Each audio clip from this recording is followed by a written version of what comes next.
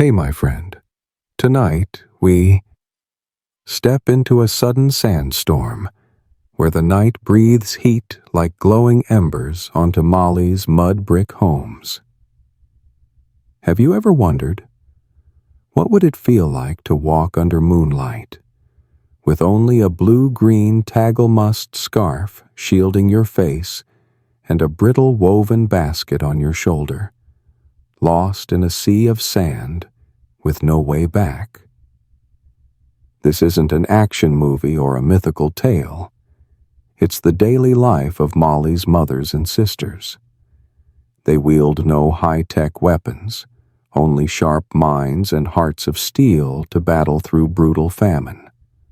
The question is, can you imagine what you'd do to protect your family in this harsh desert night? Forget romantic notions of pristine dunes. The Sahara is a battlefield, and Molly's women are its silent warriors. If you're ready for this survival adventure, hit like, subscribe, and comment where you're watching from. Now, relax, close your eyes, and join me on this wondrous journey. Close your eyes for a moment. Take a deep breath and step with me into the vast Sahara Desert, a boundless sea of sand stretching like an endless dream. The midday sun scorches every grain, making the air shimmer like a glistening curtain of water, the kind you'd see standing near a pool. But here, there's no splash of water, only dunes upon dunes, rolling to the horizon. Can you feel the parched heat, like the colossal breath of fire brushing across your skin? Now open your eyes and picture yourself standing on the edge of the Sahara in northern Mali. The dunes ripple softly under the wind, like faded ruby ribbons beneath the blazing sunlight.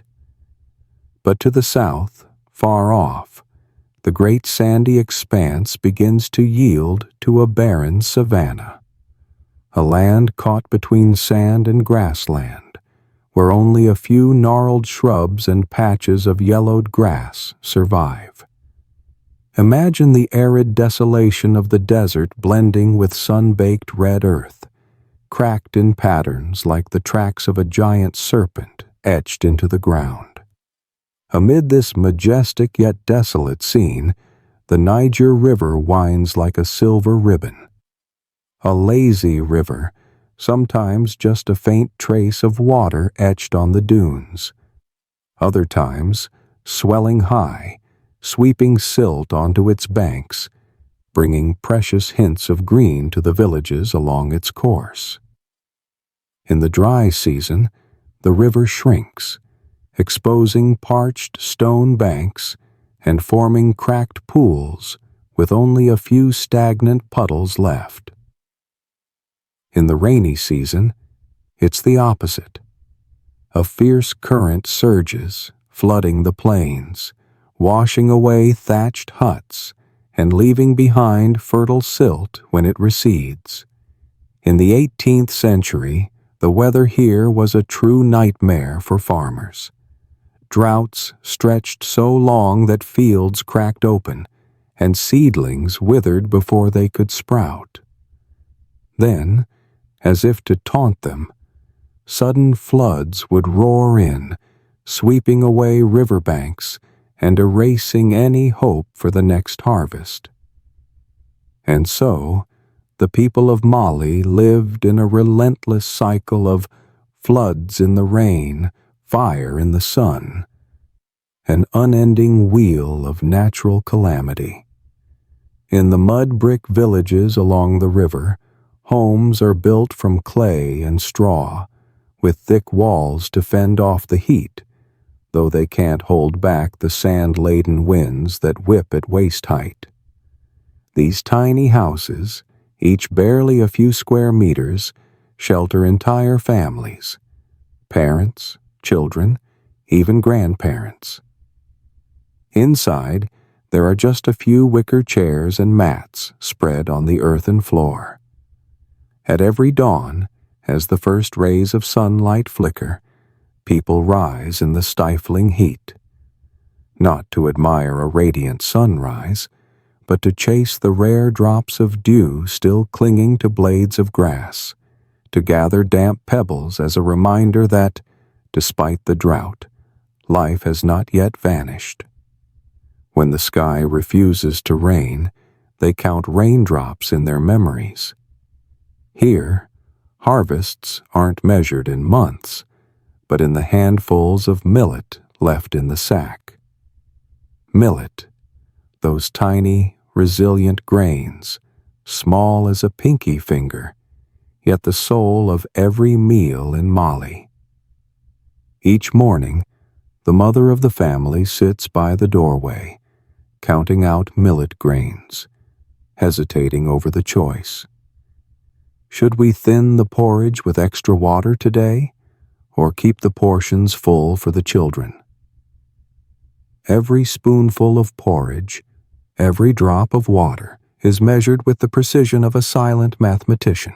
Have you ever wondered how they calculate each spoonful of food to sustain an entire family's strength?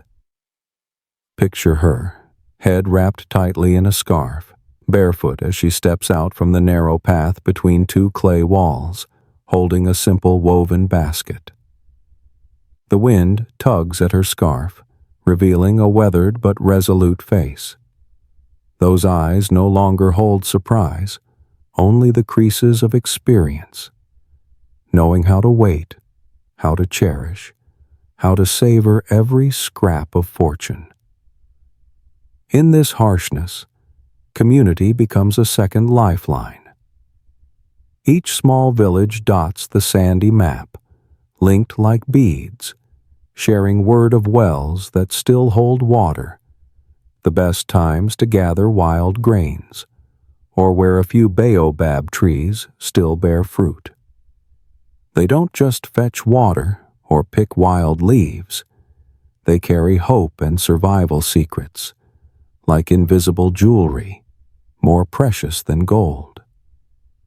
And you, listening to this story, let your soul settle. Let every detail sink in. Each grain of sand beneath your feet, each bead of sweat on your brow, each note of a kora harp ringing through the night. They all speak of human resilience.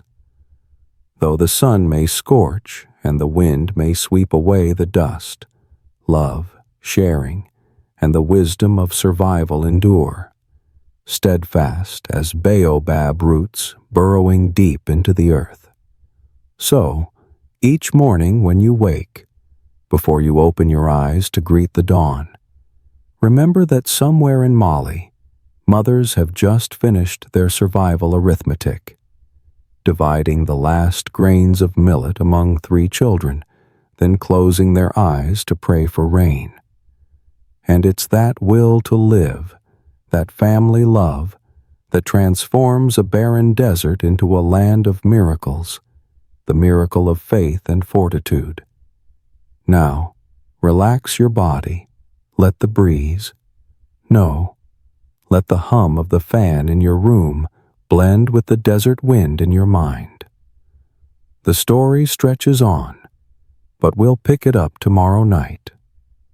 For now, I wish you a gentle sleep, dreaming of wondrous journeys under the pure white moonlight on endless dunes. Good night, my friend.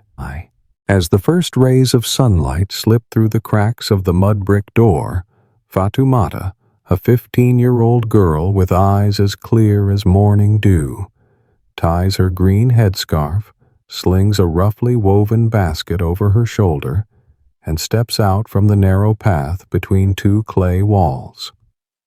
3 kilometers ahead, an ancient well awaits her. The villagers aren't wrong when they call Mali's women the river of life. They are the very source that nourishes the entire community. Picture Fatoumata walking steadily, her bare feet touching the scorching pebbles beneath. Each step is a note in the desert's melody. Right foot, left foot, right foot, left foot. Her breathing steady and even. She doesn't complain. For to Fatumata, fetching water isn't merely daily labor. It's a sacred duty. The water from that ancient well is a treasure in this parched land, used to cook porridge, boil greens, and sometimes to give a quick wash to the playful children waiting for her return. At the well, Fatumata kneels, rests her basket on the rim, and dips her hands into the cool water. The sensation of cold water soothing her hands after the rugged journey brings a radiant smile to her face. She pulls the basket up, gazing at the sunlight dancing on the water's surface, creating a shimmering glow like a mirror of the heavens. The soft clink of the basket, Fatumata's puffing breaths, and the distant chirping of birds blend into a symphony of the morning mist. Bringing water home isn't enough. Fatumata must ration it carefully to suffice for the whole family. From cooking breakfast for her youngest sibling, mixing a drink for her father, to washing herself. When someone frets about the scarce water, she only smiles gently and says, "It's little, but it's precious, and oh so cool." For in the minds of Mali's women, every drop carries the worth of a glass of tap water we drink without a second thought. But when famine strikes, their role extends far beyond water. After a meager morning meal, Fatumata and countless other women press on with a long day of sowing and harvesting. Except in the dry season, where do you sow? They slip into small patches of land along the Niger River's banks, where some moist silt remains, planting a few millet seeds and guarding them daily to keep field mice from devouring every last one. When the millet takes root, they bend low, pulling weeds and tending the soil with care. Then comes the task of basket weaving, a craft passed down from grandmother to daughter. In the rare shade of a baobab tree, mothers and sisters gather in a circle, their hands deftly braiding strands of grass into simple yet sturdy round baskets. Each basket isn't just a container for food. It's a portable granary for gathering wild tubers or desert leaves. When famine rages, weaving baskets becomes a matter of survival. The stronger the basket, the more grains they can carry, the longer they can stretch their days of life. Meanwhile, in the village's central courtyard, older women like Aunt Isata gather to share knowledge. They stand in a circle, passing along secrets. West of the dried lake near the dome tree, there are still some dry fruits, edible though a bit bitter. Or, last night I spotted tiny insects on the cute bushes. Boil them, and a few are crispy enough to eat. These simple stories carry the weight of urgent news, helping the village scrape together meals day by day. As the sun climbs high, its heat pours like honey over the clay roofs, and the women convene in the shade of a mud brick structure, the heart of the village, where the communal granary stands. There, Sister Daba, with her warm, steady voice, oversees the division of dried goods. Today, each family gets a handful of millet, a pinch of salt, and a spoonful of sesame oil. Daba's rationing orders are like a judge's decree, determining who eats and who goes hungry. No one grumbles, for they know that in these dire times, survival is the ultimate test of compassion. Fatumata recalls her first time tasked with dividing portions for her youngest sibling. Her hands trembled as she dipped a small spoon into the watery porridge, barely reaching the depth of a finger joint. "This for the littlest, that for the slightly older one," she whispered, as if practicing a matrix of calculations. And she rose to the task, because for Molly's women, preserving life for others matters more than their own. As the sun dips lower, they return to weaving baskets or digging tubers from baobab roots, chatting and joking to shake off exhaustion. The laughter of children trailing Fatumata echoes through the small hut, softening the desert's harshness.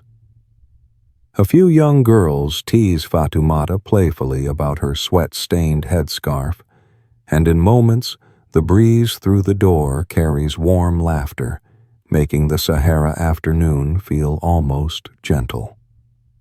Then comes supper, a bowl of millet porridge and boiled greens. They sit around a clay mat, hands dirtied, feet mud-caked, but eyes shining. The air is strangely quiet. The women's whispers, the soft rustle of children turning leaves, and the wind's faint murmur, as if urging, "Eat quickly, tomorrow you'll gather stones." They share each spoonful of porridge without a word of complaint, knowing today's meal may be their only one. Before night falls, Molly's women tidy their clay pots, clean their baskets and gourds, repair thatched roofs, and gather to share ancient tales of brave ancestors crossing the desert, of mythical rains that came and went. These stories, though tinged with legend, offer solace. They remind them that for generations, Molly's women have survived this way, and they will keep surviving. Finally, as the moon hangs in the vast sky, Fatumata returns to her small home, sets her basket by the door, and kneels before the tiny well inside to pray for rain tomorrow.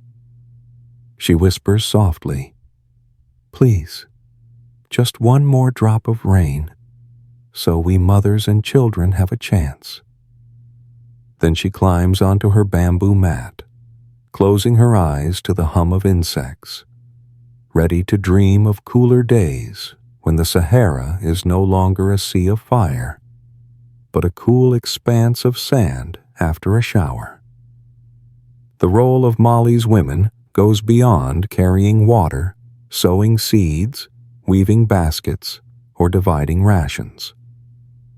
They are strategists, mothers, and keepers of the communal flame, silently guiding every step across one of the planet's harshest lands.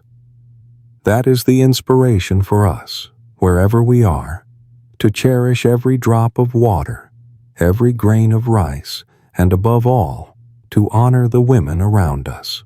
When the festival drums of 1738 fell silent, Timbuktu, the bustling trading hub on the Niger River's banks, plunged into an eerie stillness.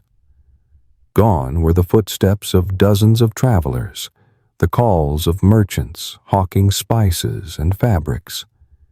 Instead, desert winds swept through the stone-paved streets, whispering past mud-brick walls, sounding like nature's mournful sigh. A horrific famine had descended, not from war or plague, but because the wild heart of nature had turned its back. Relentless drought, like an invisible giant, drained every water source. The once gentle Niger River shrank, its waters receding until the riverbed revealed cracked, dry mudflats.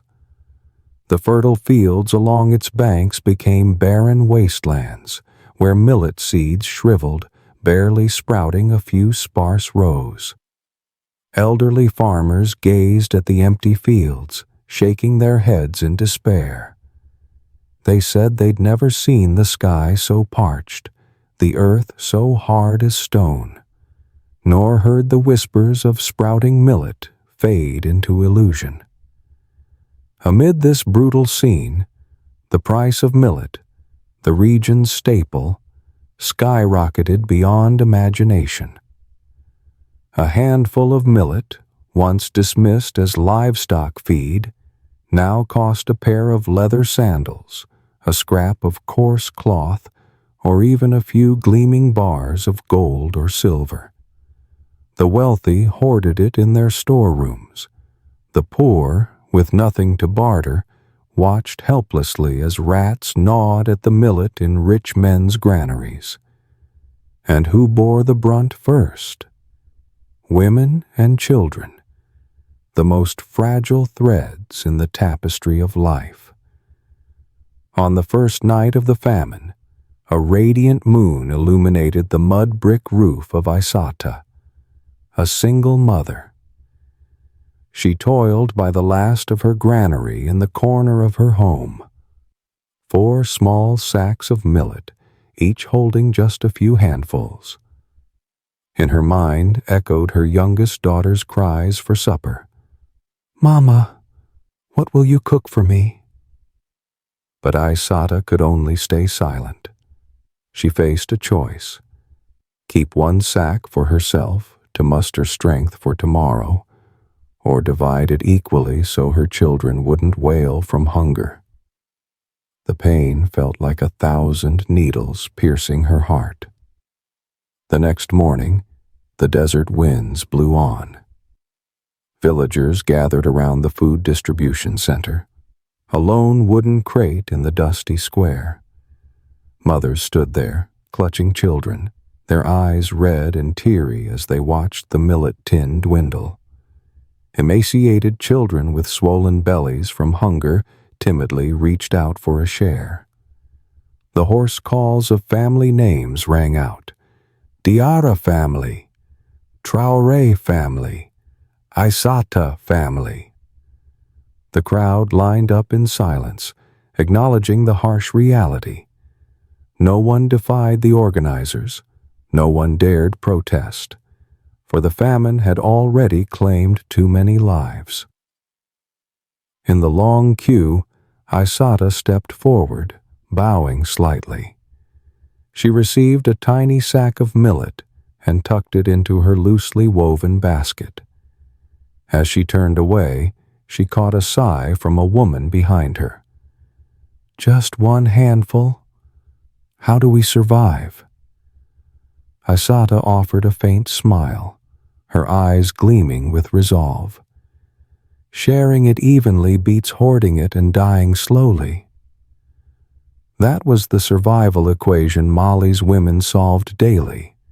What's left equals total food. Number of mouths. No miscalculations, no margin for error. But the number of mouths wasn't just immediate family. In these times, the concept of family grew vast. Those who lost husbands, fathers, or children gave their share to others.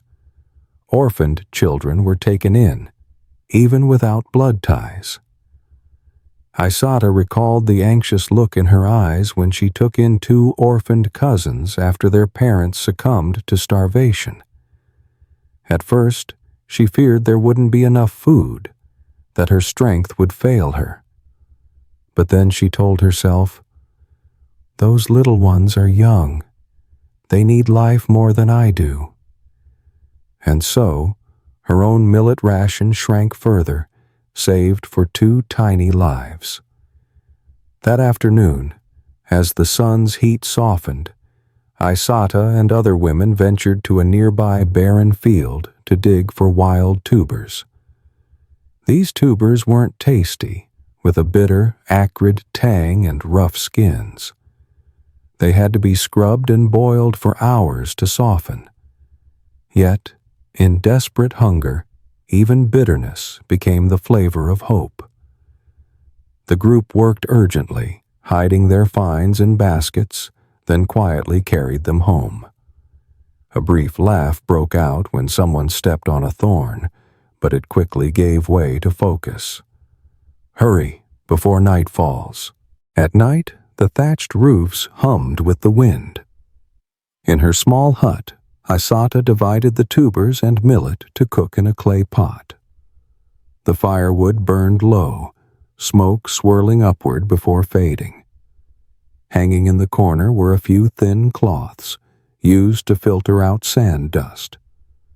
While waiting for the porridge to simmer, Isata told her children tales of their ancestors. Long ago, your great-grandmother survived a famine by finding desert lotus seeds. The children leaned forward, their eyes sparkling with hope, easing the weight of their harsh reality. The next day, a light rain fell unexpectedly, the first drops after months of drought. The village erupted in cheers, as if they'd won a lottery. Who could believe rain had come? Women danced under the drizzle, their headscarves flicking droplets, their laughter echoing through the bamboo groves. The rain ended the drought, but it couldn't erase the famine's scars. The memory of watery meals, the bitter taste of wild tubers, the weathered but unyielding eyes of countless mothers. And then, as the Niger River swelled once more, as irrigation revived the crops, as millet prices fell, life slowly returned. Timbuktu stirred back to vibrancy. Travelers arrived, merchants reopened stalls, and children's laughter filled the markets. But the memory of the 1738 famine remained etched in every heart, a scar, a lesson in patience and sacrifice, and above all, a testament to the enduring strength of Mali's women. Isata, now an elderly woman with silver hair, still shares that story with her grandchildren. Her eyes shine with pride. We, the women, let not a single grain of millet go to waste. We worked miracles, bringing life back to a thirsty desert. And as night falls, under the flickering light of a lantern, the story resonates, gently lulling weary souls to sleep, like that bowl of watery millet porridge, warm enough to fuel the fight for tomorrow. Dear listeners, grab a glass of water, take a moment to relax, and settle in for the next chapter of this gripping tale. There are surprises yet to come. And please, drop a comment below to let me know where you're tuning in from and what time it is for you. It's always a joy to see who's joining us from around the globe. Drop a number 1 in the comments if you're loving this story, so we can keep bringing you more captivating tales like this one. Right after the last sacks of millet were divided, the village granary stood nearly empty. The storage shelves swayed with only a dusting of grain, and the whispers of field mice plotting their easy feasts filled the air. Now, the women of Mali had to cast aside all notions of comfort, transforming into silent hunters amidst the harsh dunes. They carried no bows or rifles. Their only weapons were calloused hands and hearts brimming with resolve. On trails freshly carved by donkey cart wheels and worn by the footsteps of countless generations, Miriam, a Tuareg woman draped in a blue tagelmust scarf, led the foraging group. The scarf wrapped around her face, leaving only her bright eyes visible, made her shimmer like a mirage in the midday heat. With a basket slung over her back and a moth-eaten wooden hoe in hand, Miriam paused before a rippling patch of sand. She swung the hoe, then reached into the earth with bare hands, digging through layers of soft sand. The ground here was so parched that each scoop made Miriam feel the sand slipping into the cracks of her fingernails. But then, from beneath the brittle crust, she unearthed a baobab tuber twice the size of her fist. Its shell was tough and prickly, but inside lay soft, moist flesh, rich with water and fiber. She brushed off the dirt and nibbled a small piece. A bitter tang lingered on her tongue, stubbornly chewy. But Mariam smiled. A little bitter? No matter, as long as it keeps us alive another day. She divided the tuber among the group, instructing them to slice it thinly and dry it under the blazing sun before bringing it home. Baobab tubers, though far from delicious, were nature's vitamin pills, holding enough moisture to stretch a half-empty meal. When cooked, they sliced the tubers into thin rounds, soaked them in warm Niger River water, and simmered them over charcoal until the flesh softened. The aroma stirred memories of roasted yams, dulling the sharp claws of hunger. Not just baobab, the women of Mali knew which wild leaves were edible. Beneath the gnarled dome trees, they plucked small, vibrant green leaves, trimming them neatly with folding knives and shaking off the sand. Dome leaves required boiling twice, with a change of water to tame their astringent bite. Once softened, they resembled spinach, mixed with a pinch of salt and sesame oil, a dish far more precious than the frogs or snails they'd never seen. Sometimes they ventured to hunt insects. In the afternoon sun, rustling sounds emerged from cute bushes, like whispers from forest spirits. They stalked carefully, snatching clusters of tiny creatures, grasshoppers, locusts, even caterpillars. These were washed, seasoned with wild herb leaves, dried on bamboo racks, and fried crisp in clay pots. The crunch of each bite rang like an ancient melody, easing the weight of hunger's misery. European women might gasp at the thought, but in Mali, these were the cheapest source of animal protein money could buy. Their greatest skill lay in stretching millet. Though the granary was nearly bare, millet remained the king of their menu. They ground the grains into fine flour, using a stone mortar balanced on 3 stacked bricks. The rhythmic crackle of milling echoed like a country ballad through the desert night. The flour was mixed with water, stirred with a hand-carved wooden spoon until it shimmered. A pot of millet porridge so thin it could be ladled in tiny spoonfuls, enough to feed the whole family. Each meal was a meticulous calculation. This porridge splits into 3 spoonfuls for the kids, 2 for mother, and 1 for father. The watery gruel, which might look like rice washing water to us, was a masterpiece of survival.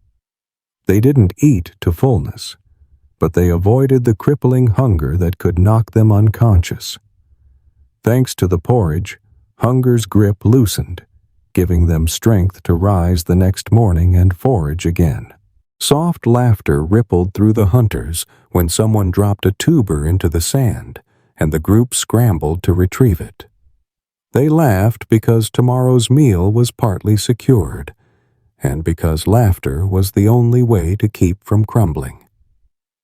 At dusk, Mariam set her basket of tubers by the well, her bundle of dried leaves in the courtyard corner, and gathered around a fire. The smoke stung their eyes, but the group chatted as if nothing monumental was at stake. Tomorrow, let's check that dome tree for more leaves. Yeah, I heard the one near the dune has edible bark, too. The talk turned to old times, when Mariam's grandmother spoke of a rare rain that saved the village from starvation. They clapped wildly, holding roasted tubers, their eyes fixed on a star-filled sky. The night's chill, though only a few degrees, crisped the tubers, adding flavor. The day's sweat seemed purified by the night breeze, so when morning came, They were ready to brave the winds and return to the dunes, resuming their hunt for food. Then one day, a light rain fell, droplets pattering on dried leaf hats, quenching the glowing embers of the fire. The pitter-patter of rain on leaves wove a gentle melody, lulling children into their mother's arms, eyes fluttering shut. The rain didn't end the famine outright, but it coaxed new millet seeds to sprout, revived wild leaves to green, and gave Mali's women faith that their grueling season of survival would find a hopeful end. And so, in the quiet night, by the dying fire, Miriam's hunting group packed away their pot of millet porridge, tucked dried tubers into baskets, and settled to sleep under a tender moon.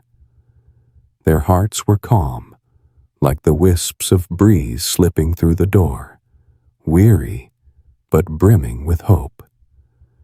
Their survival strategies laid the foundation for tomorrow, when they'd dig again, weave baskets, grind grains, and pass down to their children the miracle of faith in a barren desert. To help our American listeners unwind, imagine sitting beside Miriam, holding a bowl of watery millet porridge, tasting its faint bitterness like a legendary memory, hearing the wind's lullaby and the patter of rain, gently guiding you into a sleep as soothing as the desert's first shower. Good night, and we'll meet again in the next chapter of Bedtime Histories. The famine swept through the mud brick walls like a silent storm, but no woman in Mali ever faced such a merciless disaster alone.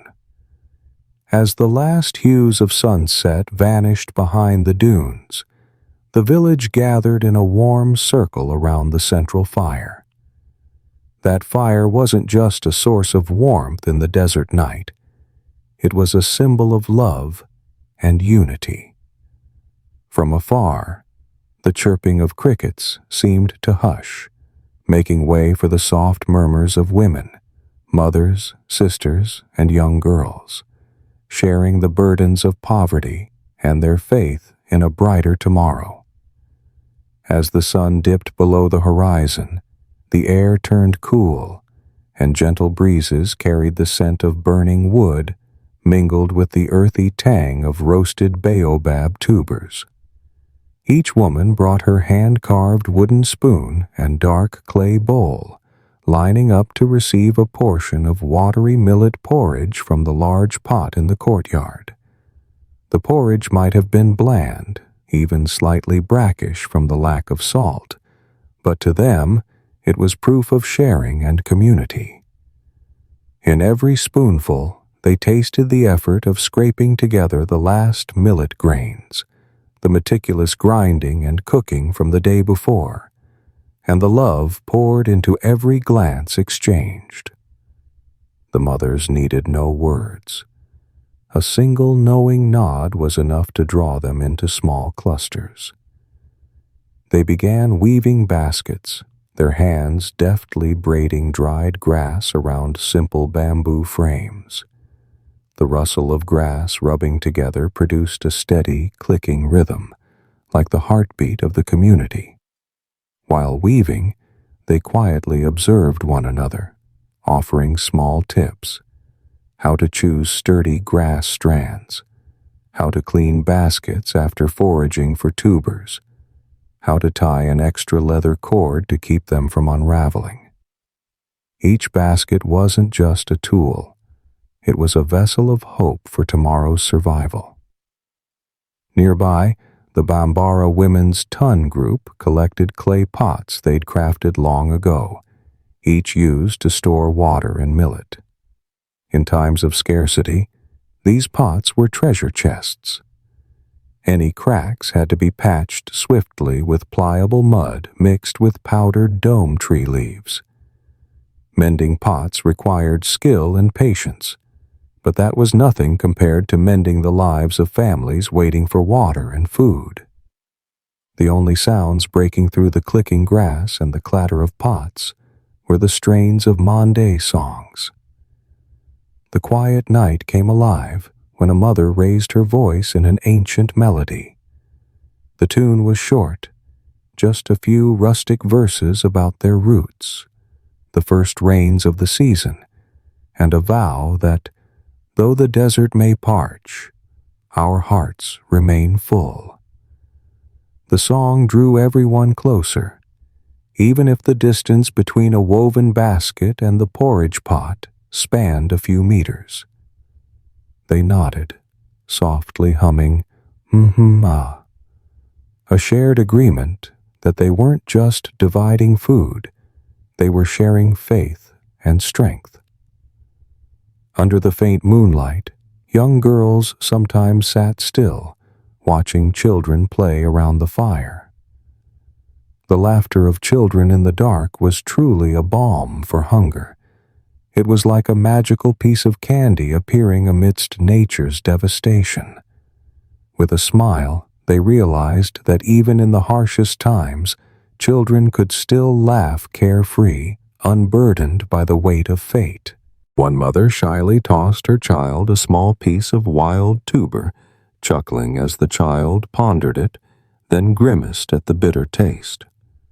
The laughter was fleeting, and the women returned to weaving baskets, mending pots, and singing on.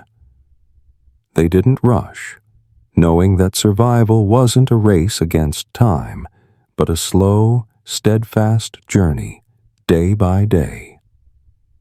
In that moment, someone whispered news of rare rain falling north of the dunes, and the tranquil gathering instantly became a hub of information. Everyone crowded around, still weaving intently, to listen. The news of rain was like a tiny spark piercing the night, carrying hope for a new harvest. The dry baskets would soon gather sprouting millet. The pots would hold rainwater and sustain the community. The central fire flared brighter, as if sensing the surge of hope rippling through. Soon, the fire scattered into ash, leaving only a few glowing embers. The singing faded, giving way to the sound of wind rustling through dry thatch. The women stood, stacking pots and baskets, carrying their foraging baskets home. Back in their small huts, they spread worn mats in the courtyard, setting their baskets at their feet. Some nodded to themselves. Tomorrow will be better. No words were needed. A shared glance was enough to know everyone held hope for the dawn. The last to leave the fire was the village elder, a silver-haired woman, one of the few bold enough to sing high and clear in the night. She stood silently before the dying embers, her eyes fixed on the star-filled sky. No thanks, no goodbyes, just a quiet trust amid the scattered ashes. In that silence, every woman felt the pulse of their shared life. They were never alone, and they never would be.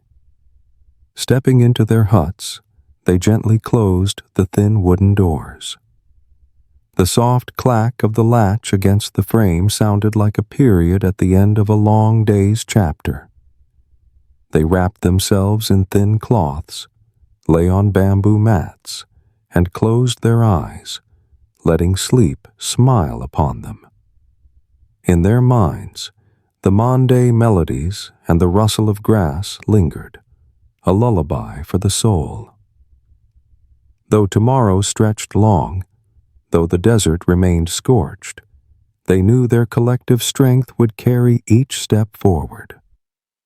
For listeners savoring this story from afar, imagine yourself seated in that fire-lit circle, holding a bowl of watery millet porridge, listening to the gentle songs, and feeling the warmth rising from the embers. Let those sounds guide you into a dreamlike world where, no matter the hardship, the spirit of community lights the way, leading weary souls into a peaceful slumber. Good night, and we'll meet again in the next chapter of Bedtime Histories. Music wove through the village as night draped its deep velvet curtain over the dunes. A gentle desert breeze carried the scent of burning wood, laced with the faint, nutty aroma of roasted millet mingling in the fire's smoke. At the center of the courtyard, a smoldering fire cast a soft golden glow, and beside it, a group of griot women, keepers of the people's history through song, prepared to raise their voices. The kora, a 21-stringed instrument with delicate silken chords, rested in the lap of Diara, a silver-haired woman whose hands remained steady and strong. As she plucked gently, the first notes rang out like dewdrops shattering on desert leaves. The sound was both fragile and powerful, drawing every gaze to her. It wasn't just music. It was the history of their ancestors echoing through each string. Around the fire, its flickering light danced on the weathered faces of generations of women. They stood in silence, eyes closed, savoring the resonance. In that moment, hunger seemed to dissolve. The kora sang of long-ago winter nights when their forebears, starved and threadbare, still sowed seeds of hope. The lyrics painted scenes of a grandmother finding the last millet grain, using doom tree bark as seasoning. The music unfolded like a slow-motion film, letting everyone feel the trials of the past. After a few tender kora melodies, Diara shifted to a song about the first seasonal rain. The music quickened, joined by the lively beat of djembe drums. The griot women sang simple verses, praising the downpour that turned barren fields into lush green carpets. The words bridged past and present, making listeners feel they were awaiting rain just as their ancestors had. Beyond sound, the women of Mali held a rain-calling ritual soon after. They donned vibrant attire, long skirts embroidered with traditional patterns, headscarves dyed with baobab bark, and jewelry crafted from doom fruit seeds. Under the full moon, the group formed a circle around the ancient well, swaying and stepping to the song's rhythm. The dance was simple yet graceful, their hands tracing arcs in the air as if beckoning the rain. Bare feet softly struck the sandy ground, creating a percussive beat that harmonized with the kora. As they danced, beads of sweat glistened on their foreheads, mingling with the sand on their shoulders. In the moonlight, the scene was a living painting. Silver-dyed skirts fluttering, firelight flickering, and vibrant music echoing through the air. The ritual wasn't mere superstition. It was a union of humanity and nature, with hope woven into every step. The music and dance didn't just bolster spirits. They transformed the community's atmosphere. As the dance ended, the crackle of the fading fire was drowned out by the soft cheers of mothers. Laughter rang out, dispelling the heavy silence of hunger. The village children, captivated by their elders dancing under the moon, forgot their growling stomachs. When the ritual concluded, the griots began a lullaby. They sang of an orphan child taken in, of a single mother tirelessly weaving baskets to feed her brood. The kora's sweet tones wrapped around them like a warm blanket, each low note soothing the soul. The night grew gentle, its harshness fading. They nodded to themselves, thinking, music is medicine for the spirit, for the body pushed to its limits. At times, a griot woman swapped the kora for small gongs. Their ringing notes pulsed like the community's heartbeat. Hearing the gongs, everyone placed a hand on their chest, feeling the shared rhythm of life. In that synchronized moment, they were no longer individuals, but a single, collective body. The music bound their hearts, convincing them that no matter how scorched the desert, no matter how brutal the famine, faith and unity would endure. As the performance closed, Diarra carefully tucked her Cora into a cloth bag, nodding to her fellow griots. A slow, warm ripple of applause followed, gentle yet heartfelt. No need for a thunderous ovation, just a nod from each person, an unspoken thank you for the shared spiritual strength. Finally, the distant hum of cicadas drifted through the breezy gaps. The women dispersed, carrying the echo of songs and dances.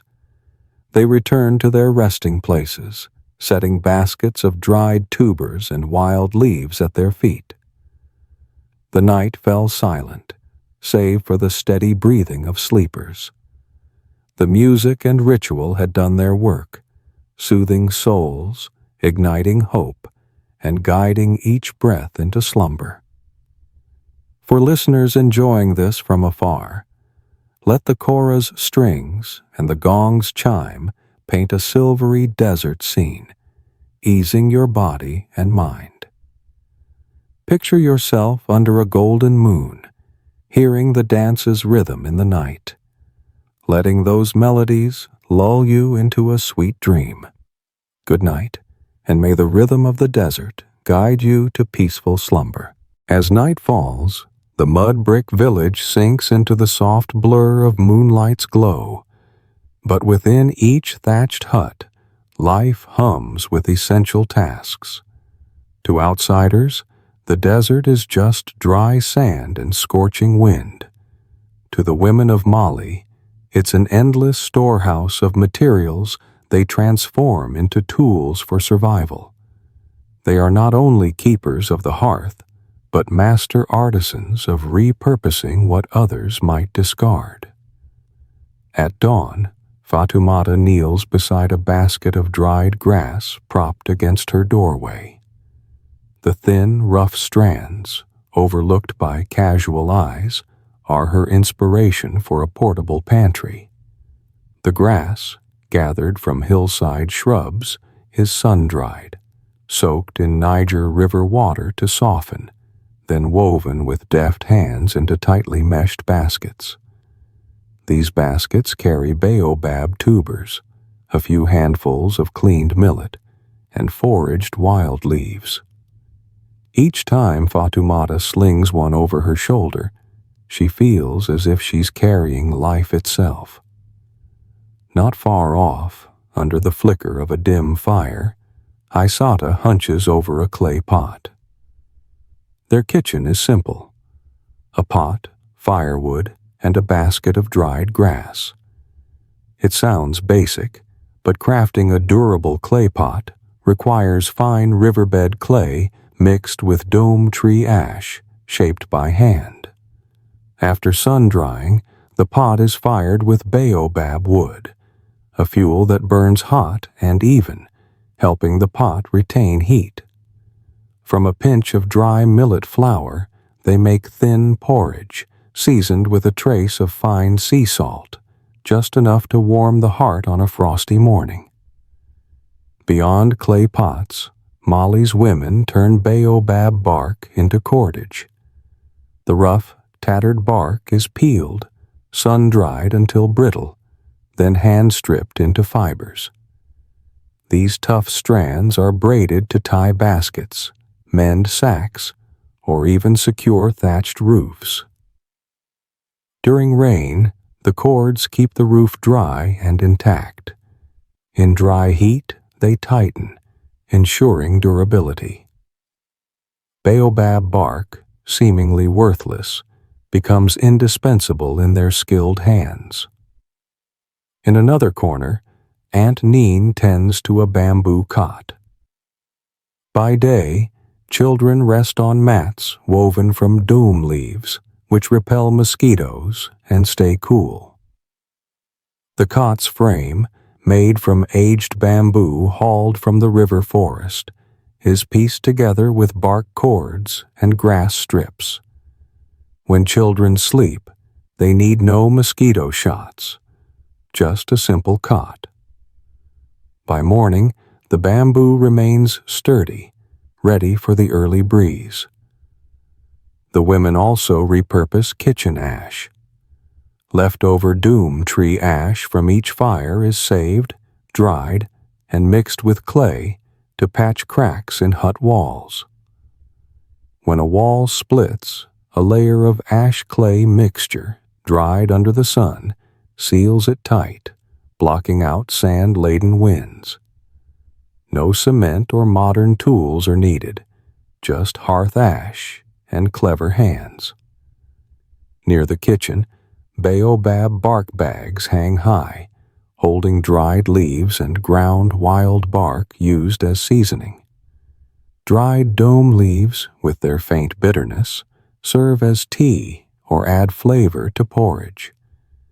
The women scoop a small handful into these bags, tossing a pinch into the pot to enrich a meal. These homemade bags are like talismans, providing seasoning in a barren landscape. At first light, the tuber foraging group leaves the village. They wrap tagelmust scarves to shield from the sun, sling baskets over their shoulders, and time their departure to avoid the midday blaze. Spotting a baobab tuber buried under sand, they dig with their hands, using dome wood sticks instead of iron hoes. If a tuber is too tough, they dry it and pound the shell loose for easier peeling. Each step draws on wisdom etched in memory, harvesting food without harming the land. On the return path, heavy baskets don't slow them. They know what's inside will feed their families. A few thin baobab tubers, a handful of crisp wild leaves, and dew-dried millet, a humble feast that fuels another day's journey. Their baskets carry not just food, but smiles of hope. Back in the courtyard, the women mend baskets and reinforce handles, using bark cords to strengthen them.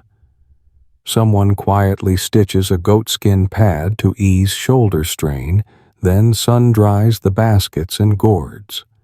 Every detail is crafted with care, from tying handles to securing bark straps to stacking tubers to avoid crushing. You might never imagine baobab bark could do so much, but to them, it's the soul of ingenuity. After a hurried lunch, they dry leftover tubers for tomorrow's crispy frying. Young baobab bark is split into skewers, threading tuber slices to roast over glowing coals. The crackle of crisping tubers sounds like an ancient tune, stirring the senses in the quiet. Those small bites become gifts to share, easing hunger, if only for a moment. A clay pot sits by the well, and each morning, when the air is still, dew condenses on its rim, trickling into tiny rivulets. This is a water-saving trick only Mali's women know. Place the pot under soft moonlight, where nighttime cooling chills the water and collects dew. They carefully gather these droplets, adding to their supply. A bit of desert dew is no less precious. By afternoon, the village gathers, using grass baskets to carry tubers to the griot women. They prepare for the evening's music. Boiled baobab tubers are mashed for sweet syrup, a light drink for breaks. Wild grass husks become cords to hang gong frames, decorating the night stage. Every small detail enriches the rain-calling ritual, infusing it with flavor. In the hut at day's end, the women sit around a rough wooden table, arranging the day's repurposed tools: clay pots, grass baskets, water jars, bamboo cots, leaf brooms. They inspect each, noting repairs needed, and assign tasks. Tomorrow, who mends baskets, who forages tubers, who gathers dome leaves. It's a closed cycle, harmonizing humanity with the arid land. Tomorrow, new winds will swirl sand across the paths. But for Mali's women, nothing is too daunting. The grass basket, clay pot, water jar, all are ready, testaments to the miracle of skill and creativity. They need no supernatural aid, only their hands and resilient spirits to turn humble materials into vital tools. And as dawn breaks, the women wrap their tagelmust scarves, sling baskets over their shoulders, and step out of the village. They head toward the dunes, where the morning promises something new, perhaps a tuber or dome leaf, or dew glistening at the well's edge. They walk, carrying their knack for resourcefulness, to continue writing their wondrous survival story on this forsaken land. In the heart of the vast desert, where sand burns like boiling oil under bare feet, the most precious treasure isn't gold or silver, it's water. For the women of Mali and their community, every drop carries the weight of survival. Amina, a 13-year-old girl, wraps her blue tagelmust scarf each day, hoists a plastic bucket onto her shoulder, and treks 3 kilometers across dunes under a searing sun. This isn't a leisurely stroll to admire the sunrise. It's the most vital ritual of survival, fetching water from the region's only pump. Each morning, as the first timid rays dance across the dunes, Amina stands by the pump well. The machine groans, lifting the spout, and water gushes out, echoing in the silent sky. She leans forward, filling her bucket drop by drop, her eyes never straying from the spout for even a moment. When it's full, she wraps it tightly with her scarf, carefully balances it on her shoulder, and walks slowly back to the village. Hunger wakes her each dawn, but thirst overwhelms even that. For Amina, every trip for water isn't just a task. It's a journey of courage and hope. Water isn't only for drinking. When famine ravages, what's usually used for meals becomes a treasure. The women use it to cook millet porridge, boil baobab tubers, soften wild leaves, and dilute into small bowls of broth. Every portion is measured precisely, some for drinking, some for cooking, some for washing. A single wasted drop could cost a family their breakfast. Amina knows this well, so she stoops carefully, filling her bucket just enough, never lavish. Back in the courtyard, the heavy clay jar is placed neatly in a corner. Adults take turns guarding it to keep sand out. They bury the jar in the sand, leaving only its neck above ground, then cover the lid with dried husks to keep it cool. Thanks to the clay's porous nature, the jar stays chilled, no matter how fiercely the midday sun blazes. When the lid is lifted, a cool mist rises like a desert breeze. Children squeal with delight, for it's a rare moment to sip water as refreshing as tap water in our homes. When white puddles form on the muddy riverbanks, the village buzzes with preparation.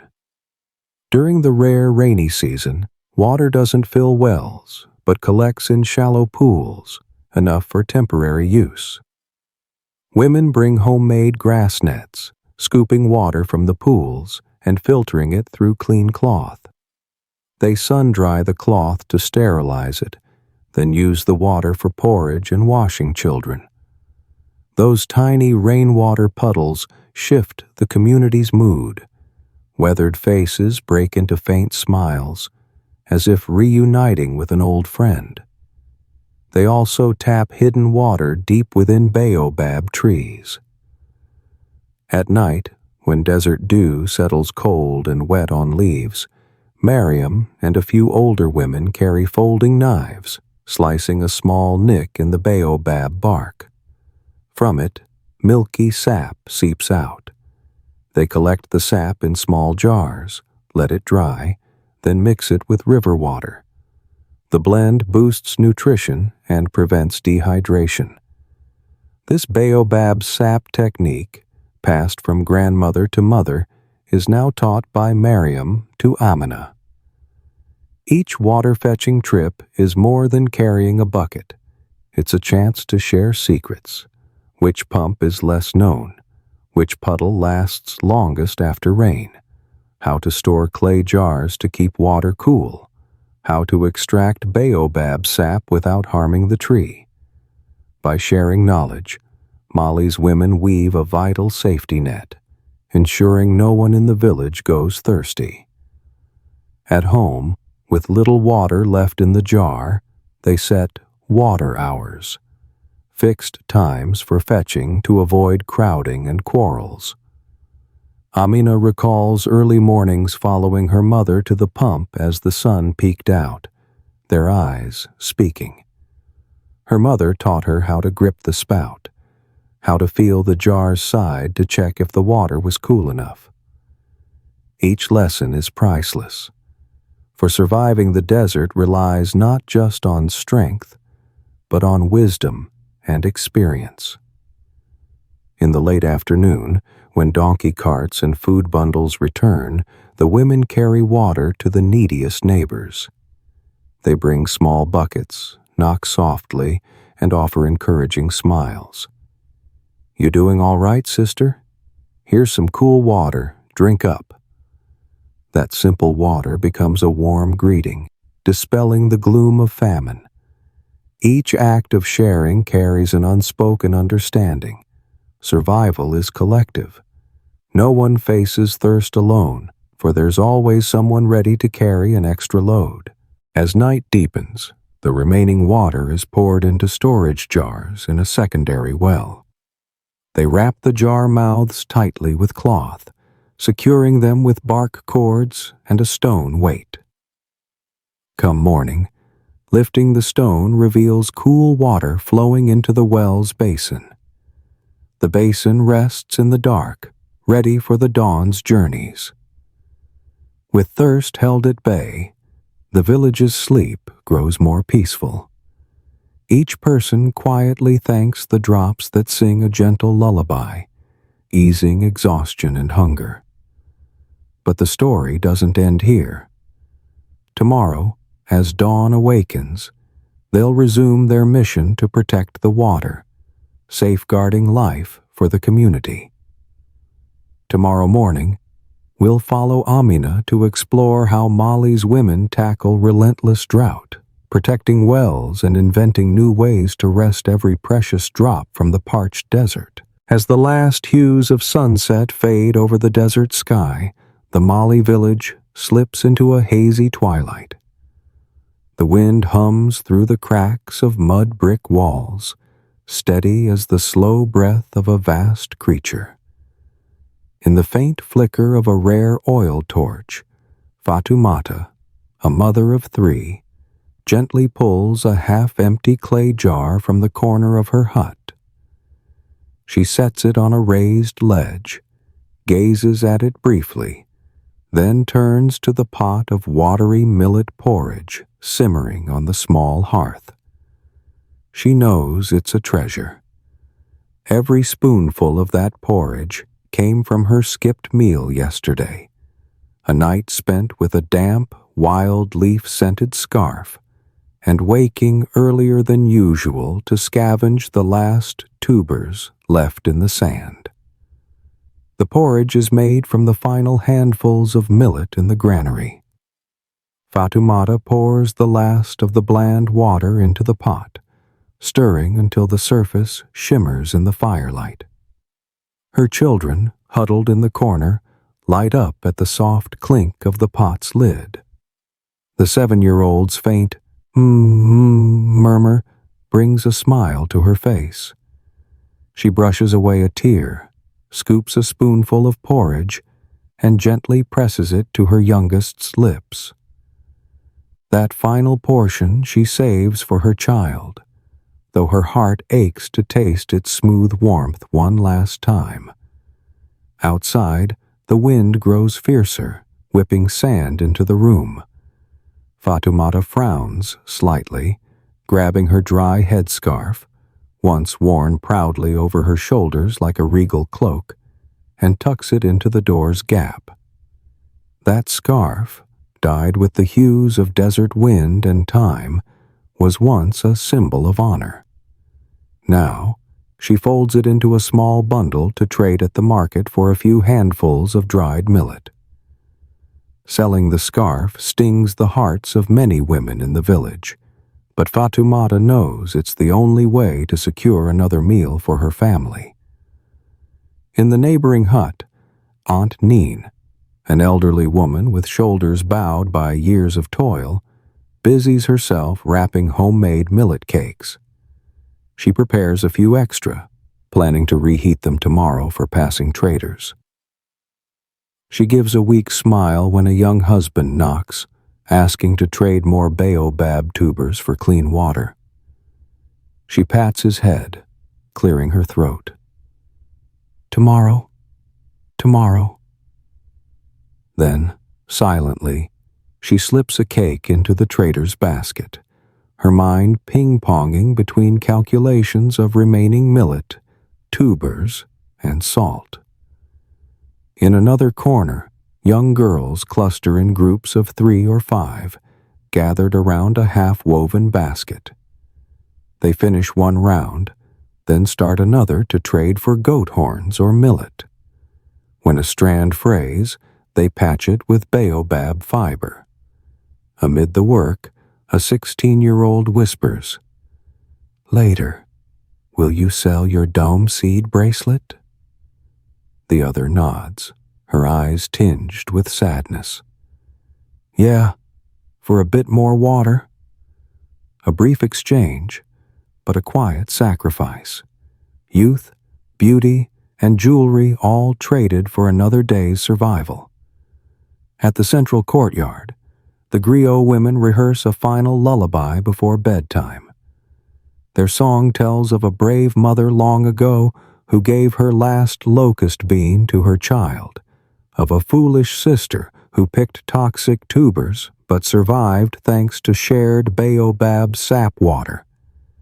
The melody seems to carry the blood of Mali's women, piercing the hearts of listeners.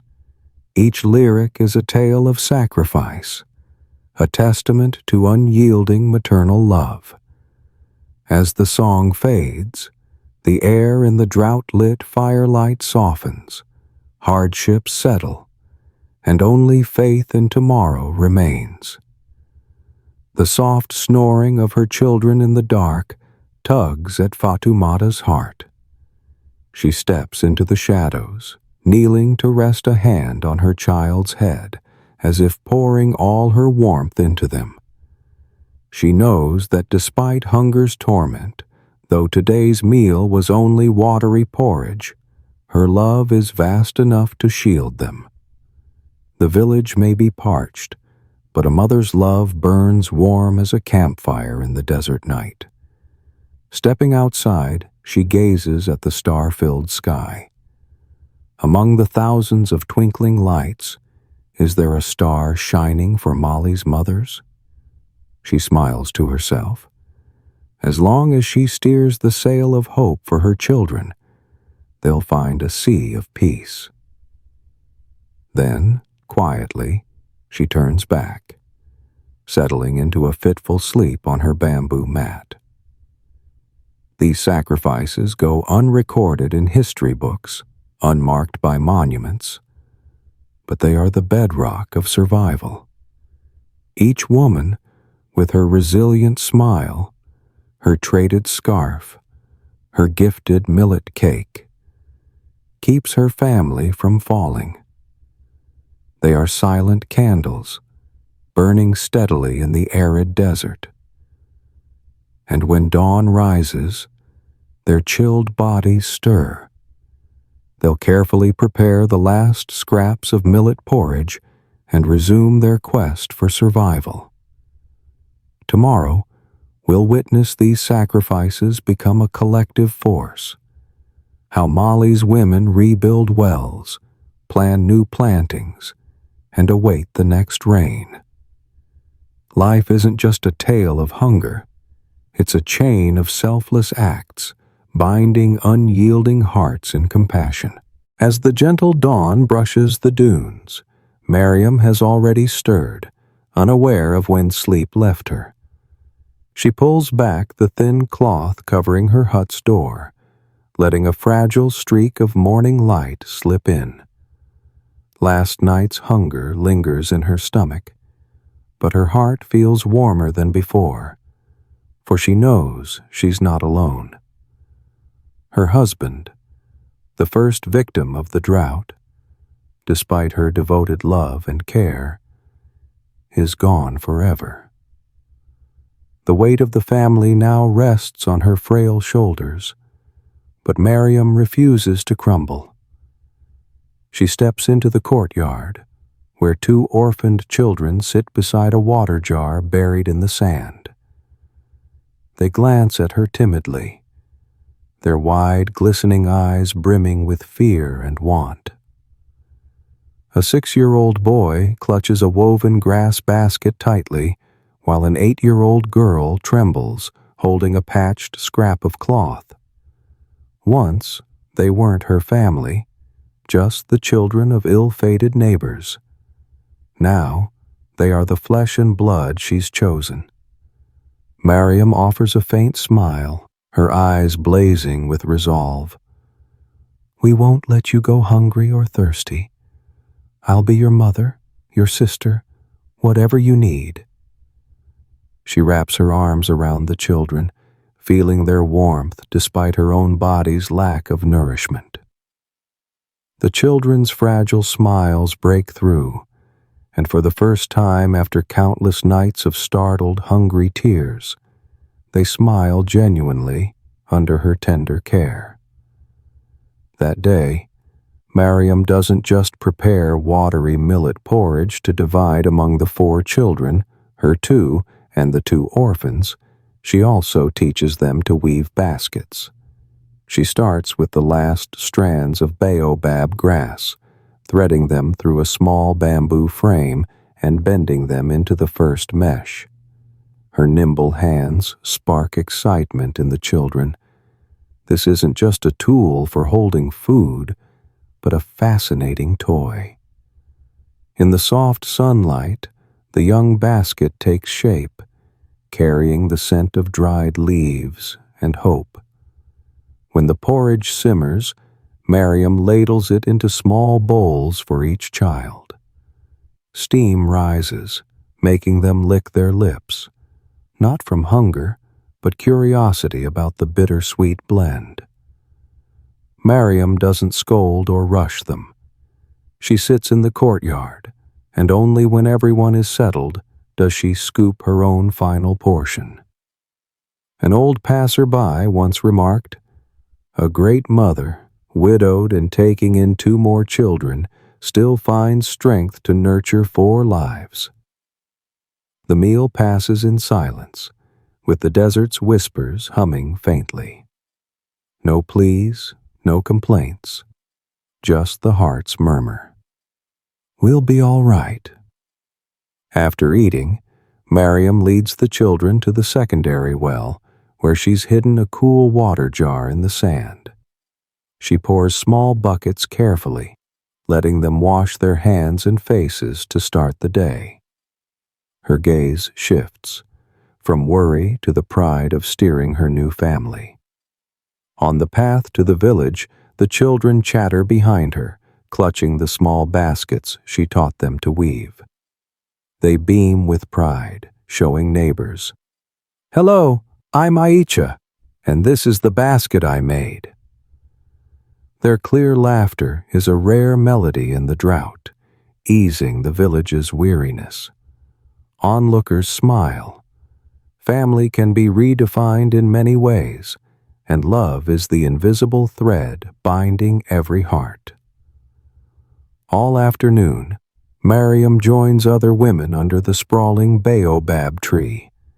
They aren't blood kin, but they've formed a new family through sharing. Beneath the gnarled branches, they discuss planting new seeds, dividing scarce millet grains. Mariam brings the two orphans, quietly teaching them to soak wild roots in well water for sweetness or rinse baobab tubers to dull their bitterness. The children listen intently, their curious eyes sparkling as if in a crash course on survival. As the sun dips, the women and children gather around a fire. Mariam tells the kids tales of their ancestors, of how her grandmother survived droughts by sharing millet and patching torn leaf mats.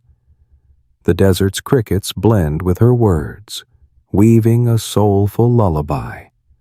The children nestle into her lap, eyes closing as they drift into mythical memories. That night's dinner is just porridge and boiled wild leaves. Mariam divides it into 4 equal parts, knowing there's a bit of water left for tomorrow's breakfast. No one demands more. Love makes the meal warm enough. As the clay pot empties, Mariam lifts the lid, checks it, and sets it down. In that moment, 4 pairs of small eyes shine with gratitude. They have a true family, not bound by blood, but by shared hunger and a shared will to live. At night, Mariam tucks the orphans onto the bamboo cot beside her own son and daughter. She drapes a thin, dome-leaf woven cloth over the 4 children.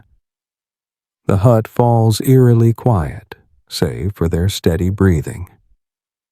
Mariam gently strokes the unfamiliar children's hair, whispering, "Tomorrow we'll sow green seeds in the graveyard of rain," before sighing softly.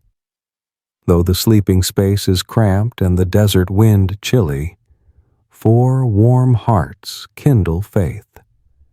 Family isn't just blood, it's unconditional love. As Mariam closes the hut's door, the desert breeze slips through the cracks, harmonizing with the children's rhythmic breaths.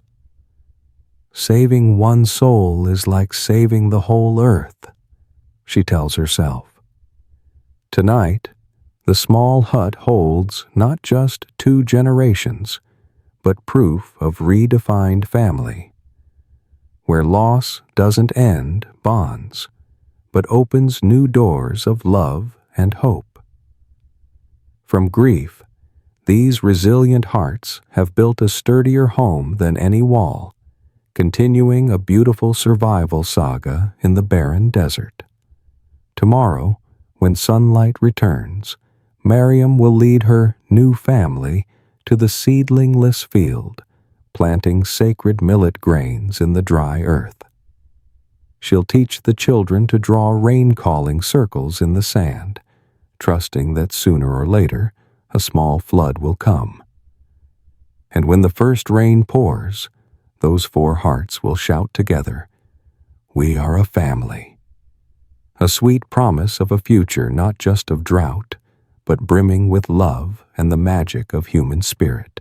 As darkness envelops the desert, the makeshift camps along the sandy trails fall silent. Only the low groans of camels and the faint whistle of wind through coarse fabric remain. In this vast expanse, the sole symbol of hope and resilience is the deep green of the tagelmust scarf, the enduring emblem of the Tuareg people. The tagelmust, is more than a shield against sun and wind. It's a hallmark of a centuries-old culture. For Tuareg women, wrapping the scarf in precise folds isn't just about protecting skin from gritty sand. It's a ritual that inspires. Each layer hugs the face, veiling part of their identity, emboldening them to stride confidently across towering dunes. At times, in the glow of a kindled campfire, the scarf's sheen flickers like a lighthouse in a black sea, guiding lost travelers home. Mariam, who witnessed such scenes, recalls that as a child, she saw her grandmother, a model Tuareg woman, lead a camel caravan over sand ridges at night, guided only by the silver moonlight reflecting off her scarf. Under that moon, the blue-green taggle must truly shone, marking a safe path through 1,000 hopeless hills.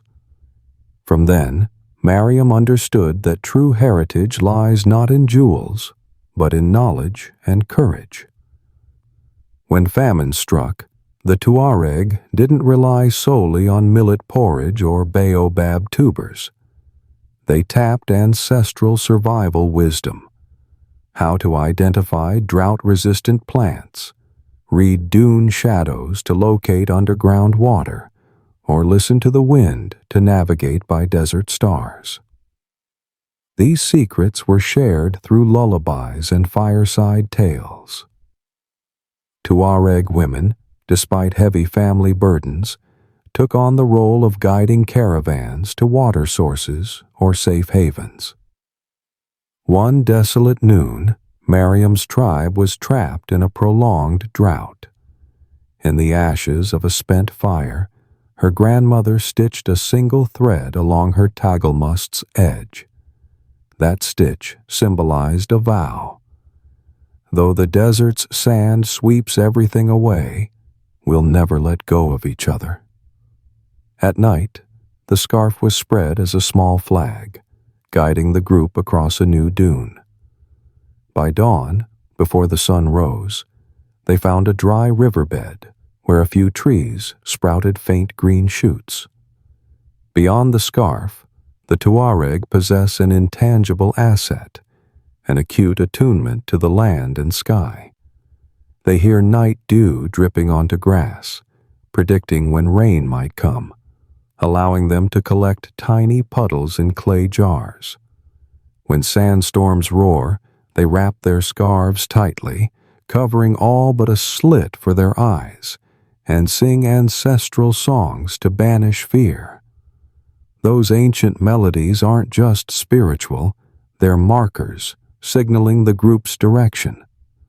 Tuareg women also share foraging techniques: how to strip young doom bark without snapping it, how to harvest wild herpes seeds when they're ripe enough to pop free.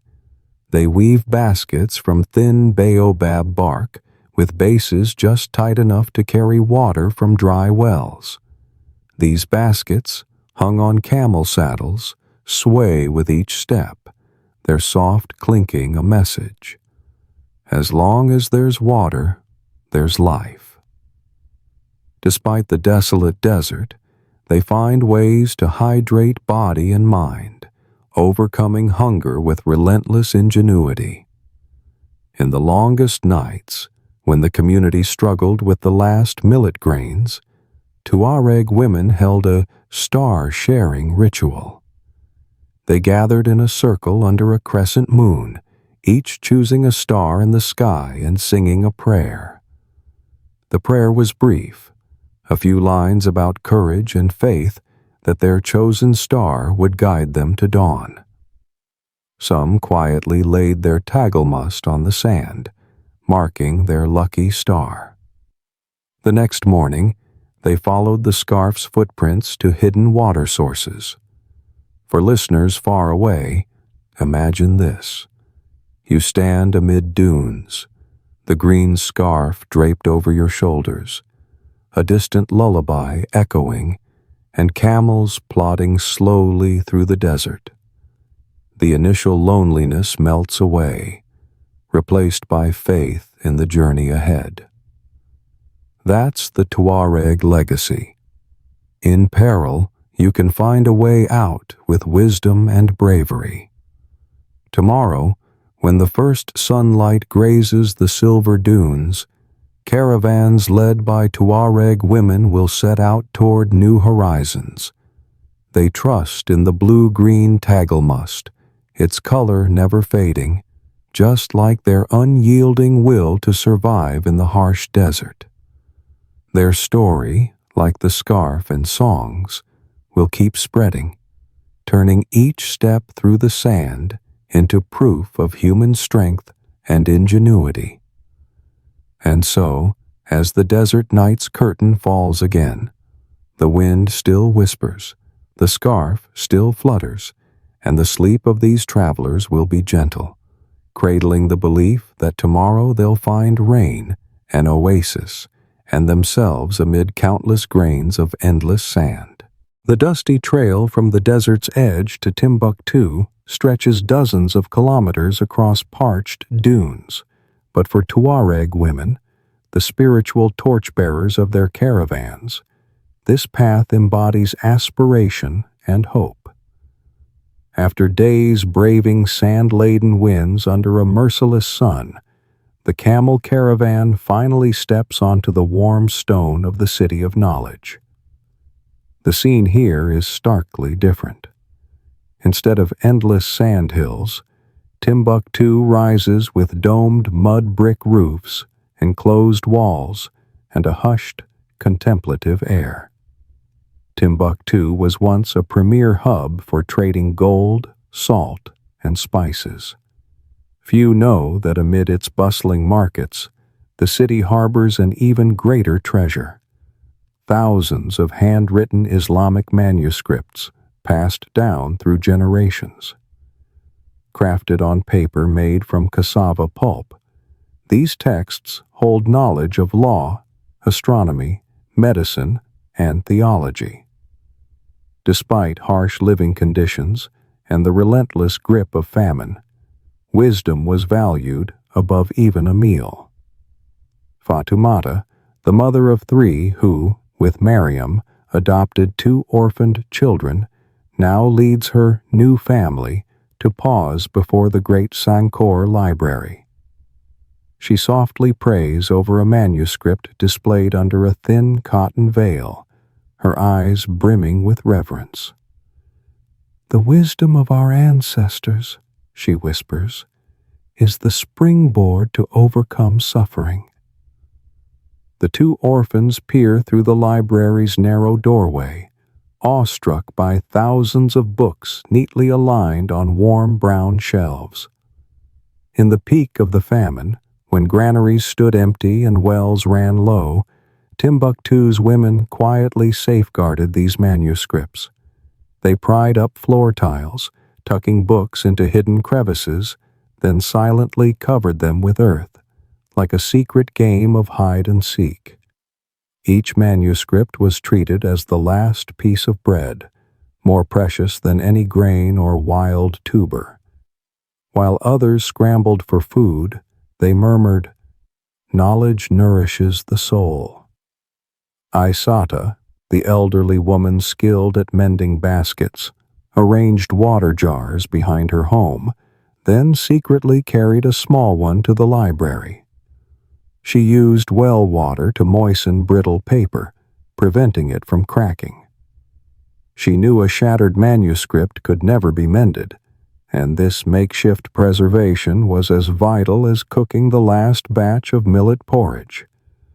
Losing historical and scientific records would rob the tribe of its future direction.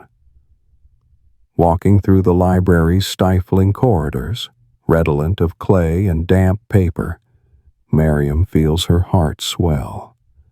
She recalls her youth as a Tuareg girl, reading poetry by campfire light with her grandmother, tracing star maps in the sand. She realizes the astronomical and medical texts, now eagerly flipped through by children, are the keys to unlocking hope. Learning isn't just for the wealthy, she thinks. It's the path out of hunger's darkness. When famine nearly crushed all faith, Timbuktu's women kept teaching their children. They held classes under a roadside baobab tree, using a rough cloth as a board, dome tree chalk, and a griot elder's words. Lessons were brief, about herbal remedies, crop timing, or basic astronomy. Though lunch was just a few wild tubers, the children listened intently, carrying their hunger into a world of knowledge. At night, in Sankori's library, a Tuareg scholar opened an ancient Islamic manuscript teaching desert plant treatments. The soft rustle of pages echoed in the stillness. Oil lamps cast a flickering glow on yellowed paper, creating a mystical scene. Women from distant tribes came by night to copy each line. For them, a cure was more vital than tomorrow's porridge. Outside the lecture hall, a secret, safe vault lay in the basement, built by Tuareg and Timbuktu women during moonless nights. They took turns standing guard, using handheld oil lamps to navigate, quietly moving key manuscripts to sealed chests. If riots or looting struck, they vowed, "We won't lose our ancestors' soul." That soul was in books recording star navigation, blood-clotting remedies, and mummification to prevent disease. In desperate times, knowledge was as vital as life itself. Once, at the famine's peak, Timbuktu's women sent a small group to deliver manuscripts to safer neighboring regions. Camels carried them to a distant trade hub, where they were entrusted to a tribe with fresh water. In exchange for each book, they received sacks of millet and cool water jars. Trading books for food was as tense as any merchant deal, but it preserved humanity's intellectual legacy. As the famine receded, the community gathered in Sankore's square to expand the library, welcoming back the manuscripts sent away. They opened chests, reverently turning the sand-stained, yellowed pages. Soft clapping rose, as if thanking their kin for preserving a heritage not just for Mali, but for all humankind. Children were taught to rebind books, using husk cloth to mend tears, sealing them with mud ash paste.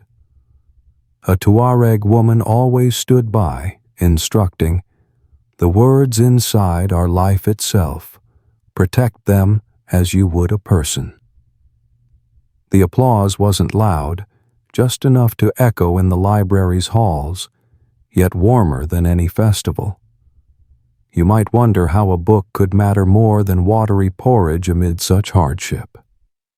In Timbuktu, knowledge is a torch, a map through the desolate desert.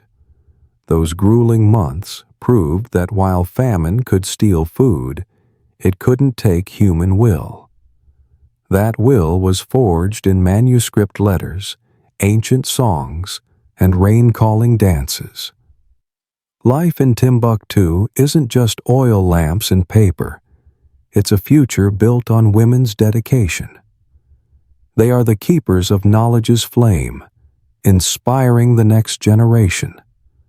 And as the desert night falls again, the library's walls silently reflect moonlight, etching the silhouette of a city that never sleeps, where written heritage shines, guiding weary travelers onward. Tonight, let that knowledge lull you to sleep. Dream of weathered books, oil lamp flickers, and the soft tap of dreaming keys. For wherever you are, a book can be a beacon in the darkest places. Good night, my friend. From the ancient library of Timbuktu, we step into the weathered stone plaza, where morning sunlight bathes the yellowed walls. But light cannot erase the shadows of injustice. When nature withers, humans, especially those with power and wealth, often deepen the famine's cruelty. Wealthy merchants, their camel caravans laden with valuable spices and fabrics, quietly hoarded grain when prices dipped. They inflated costs, selling at exorbitant rates, and stored their bounty in sealed granaries, safe from desert winds. Meanwhile, the poor, mostly women and children, faced days of hunger or meager meals. Amina, the 13-year-old, once heard her mother say, "Seeing the Lord's granary brimming under his roof while children waste away outside breaks my heart." A mother's eyes, etched with hardship's wrinkles, flashed pain as she watched her youngest collapse on a dome leaf mat, hand outstretched for another spoonful of watery millet porridge. That moment was fateful. Between two worlds, one of overflowing rich men's stores, the other of a shared final bowl, lay a daily life or death equation. Mali's women, though lacking political power, found strength in unity and quiet action. The Bambara Tun groups met secretly at midnight, pooling leftover millet and rationing portions for struggling families. They needed no manifestos or threats, just a few grains, half a pot of porridge, to save a child from starvation's grip. Compassion was their magic wand. Amid injustice, they shared each millet grain, each scrap of wild tuber, to ensure no child falls to hunger. When a family lacked water, they slipped cool buckets through mud wall gaps, setting them down and retreating silently. Those modest evening meals, though sparse, brimmed with humanity, softening the land's harsh verdict. Some Tuareg women covertly carried grass baskets to the Lord's granary, borrowing mixed grain to give to lone elders by the Niger River. They untied their tagelmust scarves, using them to tie the baskets shut, a secret signal. "This is the sister's token. Take it, don't ask." The act was silent but powerful, sparking whispers across villages. In Timbuktu, a women's league robbed granaries to help their people survive famine. Miriam often heard the granary door creak open at midnight. She wondered, are Aunt Nene and Isata sneaking grain out? Moonlight faintly lit their figures as they loaded baskets, their steps as soft as fingertips tapping a rhythm. This risky work passed down through generations, an unconquered legacy against injustice. These covert acts of sharing challenged inequality's framework. No powerful man could hoard all the grain when Mali's women reached out at every turn. They didn't demand authority. They acted quietly until hunger's disparity eased. They swapped survival tricks, finding old millet buried in sand, turning wild leaves into seasoning, weaving baskets to hide grain at water pumps. Each secret meeting began with shared tips. "The next village's backup well has a little water. Let's fetch a bucket." Or, "When trading dome seed necklaces for grain, use credit. Pay after the harvest." These small but potent strategies helped Mali's women preserve their community's lifeblood. Sometimes, during hasty bartering, sisters trekked to officials' granaries, hearts pounding harder than at any festival. They bowed politely, asking for grain for their starving children. Neighbors whispered tales, marveling That woman faced the powerful, not begging, but appealing to their humanity. Their approach was subtle but impactful, nudging officials to notice. If the rich didn't share, villages would find other ways. In failed harvests, no one tallied deeds or filed reports, yet compassion flowed. When rare rains fell, the village cheered. At last, the famine retreats. Raindrops greened sparse grass. Camel caravans brought mobile markets back. Merchants sold cheaper rice, and the wealthy eased their hoarding. Amid the bustle, Mali's women didn't celebrate victory, but quietly saved each raindrop, each final millet grain, bracing for hardship's return. The era's injustice couldn't break their unity. Though rich merchants blocked grain routes and officials profited from water, Mali's women rose, sharing food, trading secrets, even pilfering from powerful stores. Each small act was a declaration. Injustice wouldn't defeat human will. Have you ever wondered, in their place, what would you do to save your family in an apocalyptic drought? Would you sneak like them? Organize like them? The answer lies in action, not waiting for permission or political power, but wielding courage and cunning to create fairness, at least for a child's last meal. As the desert night falls again, the blue-green tegel-musk scarf flutters in the breeze, a reminder. Despite rampant injustice, silent hands still share, and hearts refuse to accept famine's fate. Their story, unrecorded in history, unsung in merchants' markets, is a lesson in unity's power, an invisible miracle strong enough to change the world. A world of watery millet, harsh desert skies, and resilient women. As dawn's first rays touch the dune crests, sunlight gently lifts the veil of night, and Miriam pauses for a moment to gaze at the ancient baobab tree before the village. This tree of life, its trunk massive as a house pillar, roots plunging deep as an arm's length, has witnessed countless generations of Mali's women born, grow, and pass on. It stands resolute, defying the desert winds that scatter sand and the droughts that torment through the years. Mali's women call it the baobab of awakening. Each time a tattered sleeve brushes its branches, the rustling leaves seem to whisper, "Endure, make use, and keep moving forward." Miriam learned this as a child when her grandmother taught her to listen to the baobab's soft murmurs.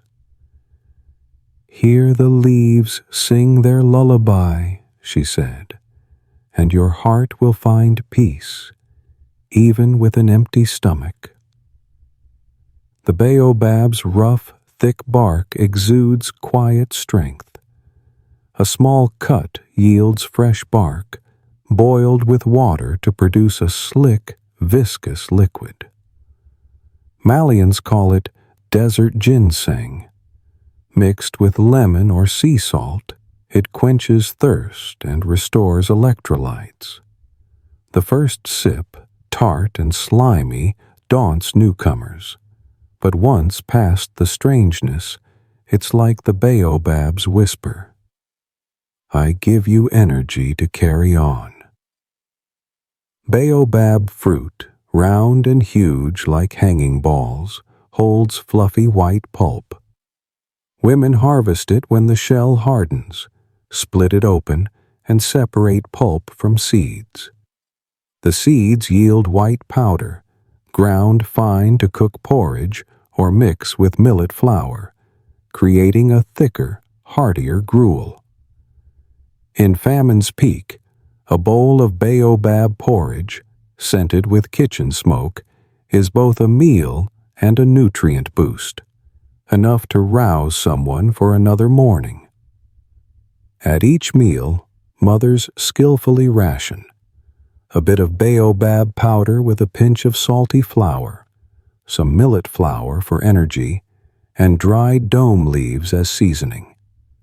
This small tableau is their first lesson. Use what's at hand. Waste nothing.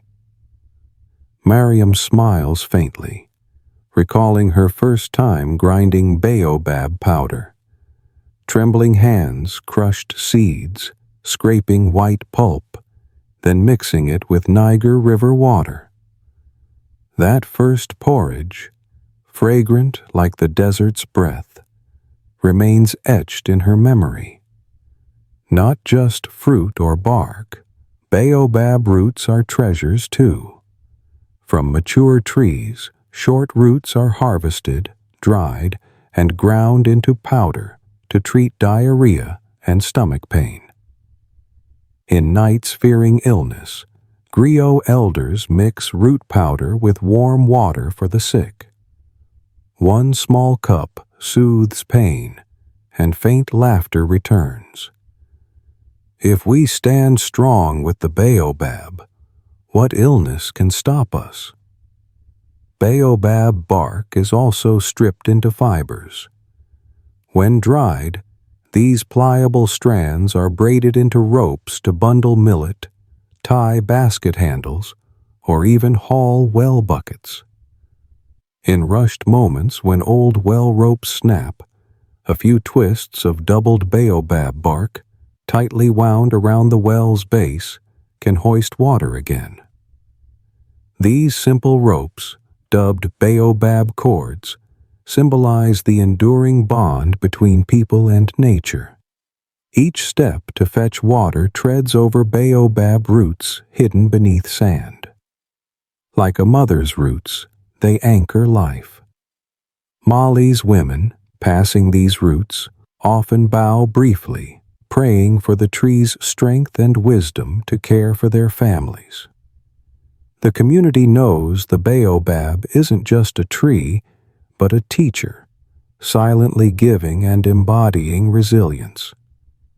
As the village gathers around the baobab, life lessons are shared through stories. Nearby, children play, using small baobab fruits as balls, laughing when one rolls unexpectedly. Their joyful giggles prove the boundless vitality the baobab inspires. No matter how harsh the earth, there's always a spark to rise and play.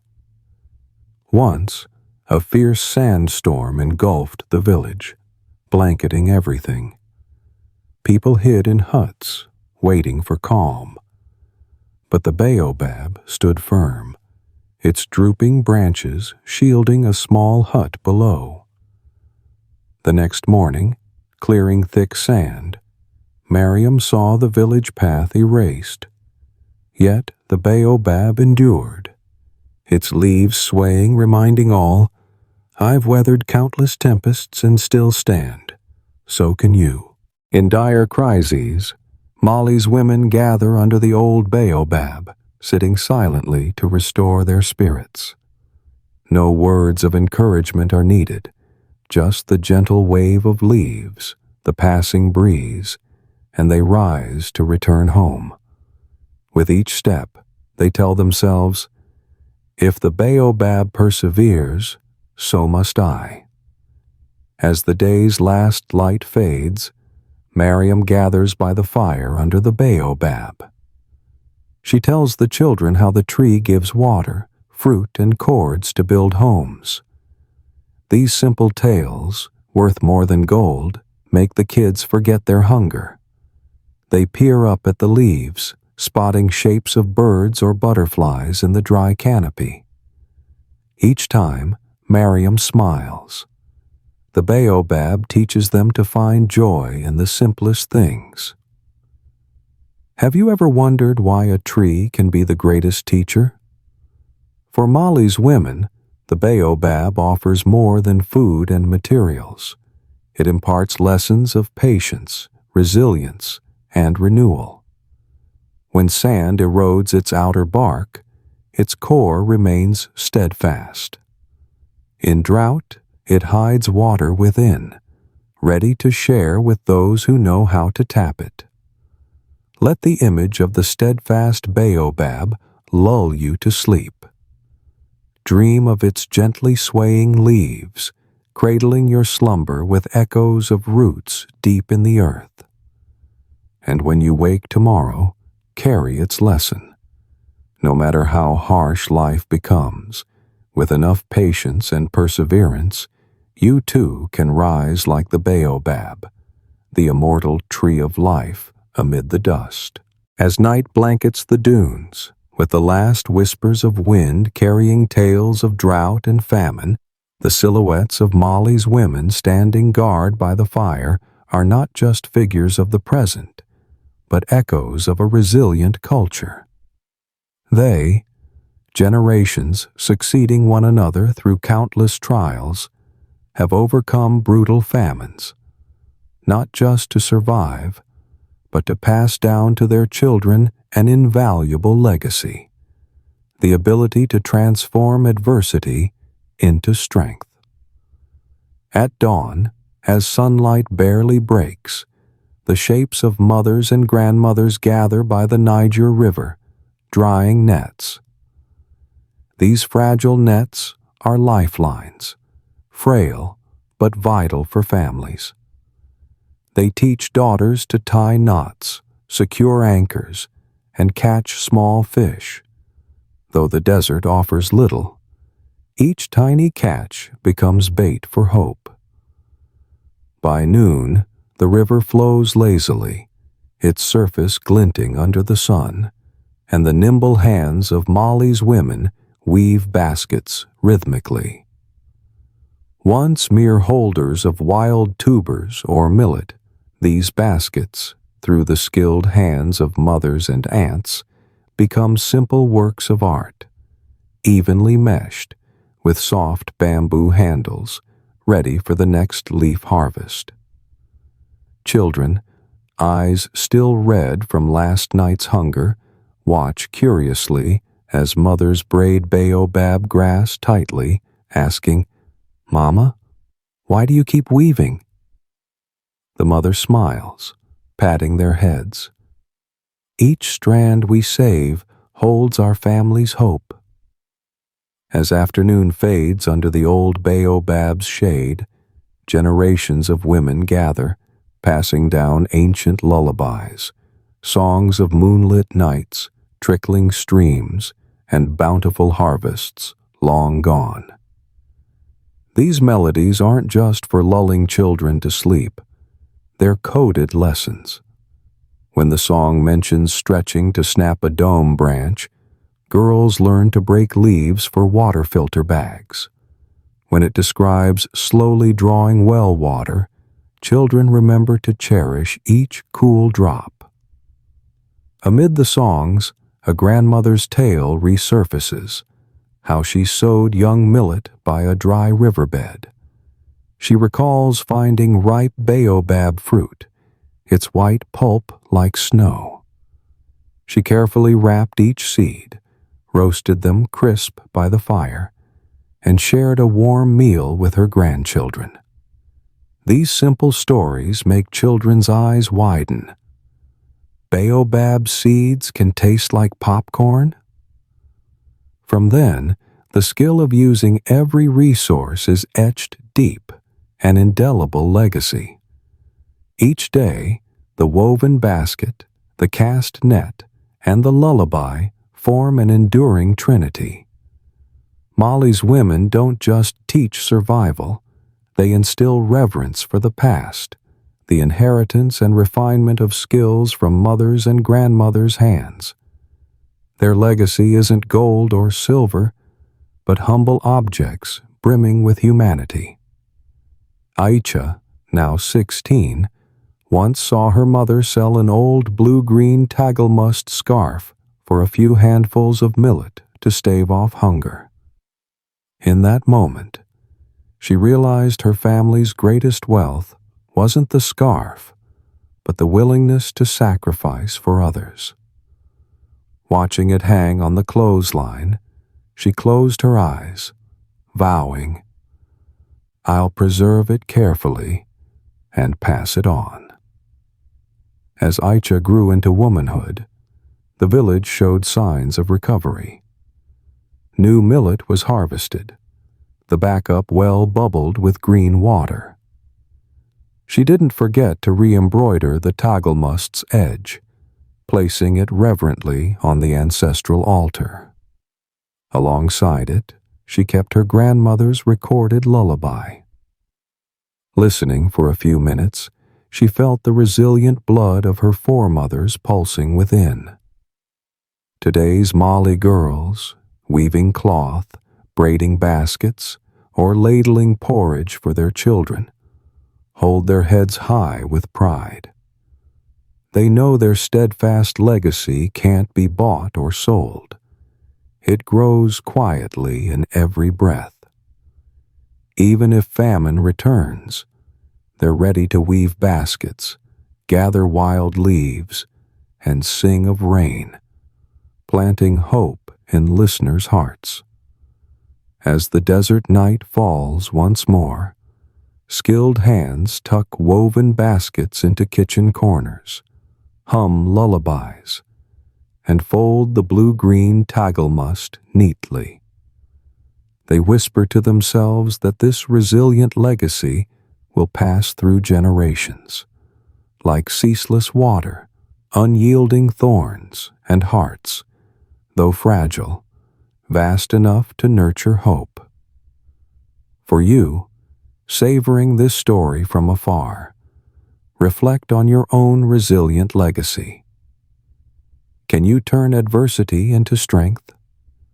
Can you keep your scarf of hope from falling? Mali's women have shown it, through every tale, woven basket, and selfless act. This is your bedtime armor, faith that no matter life's harshness, resilience can ripple through generations. As night cloaks the dunes, when the day's final breeze whispers tales of drought and famine, let me guide you once more to the crest of a sandhill where darkness unfurls like a velvet curtain. Breathe deeply, and you'll catch the scent of dry sand mingling with the faint ash of spent fires. Inhale softly, imagining the desert wind slipping through a hut's cracks, brushing the blue-green tagelmust sleeve, grazing your neck, a sensation both gentle and soothing. Before you, the night sky weaves the misty Milky Way, a silver ribbon draped across the heavens. Each twinkling star casts light onto the parched desert, like ancestral whispers. The only sound is the hum of your ceiling fan, its slow spin mimicking the desert's heartbeat, steady, warm, lulling you gently into dreams. Picture yourself beside a rare oil torch, its flame casting the delicate shadows of Mali's women. Their faces wrapped in blue tagelmust scarves, bare feet stepping silently. They carry woven grass baskets or water buckets, moving as if dancing with the sand. Each step feels sacred, a journey not just of feet, but of survival's yearning, of hope, of fire's warmth in the still night. You hear their murmurs, not loud chatter but soft echoes, like doom leaves brushing together, like the griot's wordless lullaby. This songless hum paints in your mind the images of grandmothers, mothers, and young girls, linked across generations, holding life's pulse. Here, in the desert's heart, no one faces hunger or thirst alone, for love and wisdom are shared daily. Let your mind drift with the wind, sand grains swirling upward, then scattering across the red-brown earth. You can almost see each grain break from an old dune, rolling, then resting beside a wind-tossed baobab fiber. It's a metaphor for Mali's women. Though storms may scatter them, they find a way to pause, root into the earth, and stand firm. Now close your eyes and hear the soft tap of a wooden grain crate. That sound is survival's magic. The last millet grains dancing on wood, ready to be measured for waiting children. It's not threatening but comforting, reminding you that even in the frailest moments, sharing and compassion endure. You feel warmth radiating from a long-extinguished fire. That warmth holds a precious gem, the Islamic knowledge preserved in sun-scorched library, survival skills passed through lullabies, secrets of using baobab, dome, and wild grass. These mysteries, like invisible threads, bind generations, filling you with peace and trust. I invite you to place a hand on your heart, feeling its gentle beat. It's not just your pulse, but the rhythm of Mali's land, where love and the will to live pulse together. That beat, soft as a distant djembe drum, moves slowly, note by note, guiding you into serene slumber. If you've loved this journey, don't forget to hit like, subscribe, and turn on notifications to catch more enchanting tales in bedtime histories. Comment below to share what you think of the unyielding strength of Mali's women. Do they inspire you on your own path? I'm eager to read your thoughts. Finally, sweet dreams. Let the silent desert cradle your soul with its quiet stories of resilience, the power to endure against all odds. Tomorrow, as you wake, carry the lesson of patience, sharing, and the unbreakable spirit of Mali's women. Good night, my friend. Sleep well and dream under the desert stars. And so ends a journey steeped in priceless lessons, from how Mali's women made use of every millet grain and water drop, to their unyielding spirit in overcoming injustice and brutal famine. They remind us that strength lies not in wealth or fame, but in the power to share, sacrifice, and hold fast to hope. When hardship strikes, think of the woven grass basket cradling hope, the blue-green tagelmust scarf guiding through the desert, and the manuscripts hidden beneath the ancient library's floor. If this story has touched your heart, leave a comment below. Which moment struck you most? What did you learn from the resilient spirit of Mali's women?